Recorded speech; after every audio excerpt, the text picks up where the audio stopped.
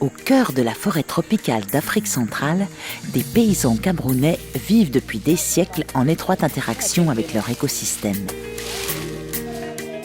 Mais depuis seulement une quinzaine d'années, la loi leur permet officiellement de gérer une portion de forêt au profit de l'ensemble du village. C'est ce qu'on appelle une forêt communautaire. La forêt communautaire, pour moi, c'est une bande de forêt que le gouvernement accorde à une communauté pour qu'elle puisse aussi participer peut-être au développement grâce aux revenus de cette forêt communautaire. À travers les forêts communautaires, ce sont ainsi plus de 200 communautés au Cameroun qui ont tenté l'aventure. Financé par le Fonds des forêts du bassin du Congo, le projet Partenariat pour le développement des forêts communautaires poursuit l'objectif d'améliorer les conditions socio-économiques des populations locales par le renforcement de leur capacité à gérer durablement les forêts communautaires et à en tirer des revenus. Je crois que la forêt communautaire a un rôle important parce qu'elle engage les communautés dans la gestion durable des forêts. L'argent issu de l'exploitation des forêts communautaires est destiné pour la réalisation des œuvres sociales. Ça doit profiter directement à la communauté concernée. Et l'argent est destiné pour la réalisation de ces micro-projets, pouvant bénéficier à toutes les couches sociales.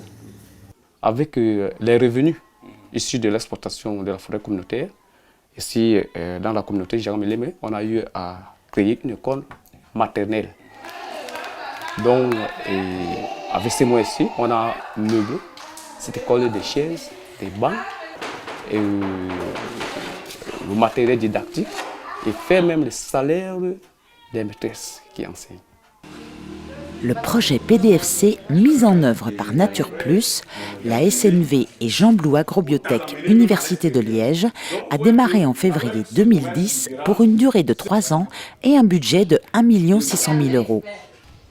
Afin de rendre les communautés autonomes dans le processus de foresterie communautaire, le projet réalise des formations et apporte un appui technique pour la réalisation des nombreuses activités dont les populations locales ont aujourd'hui la responsabilité.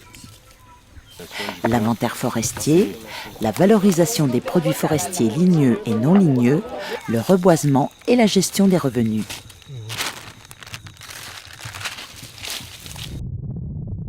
Répartie sur 3 zones d'action, la stratégie du projet consiste à appuyer des regroupements de forêts communautaires.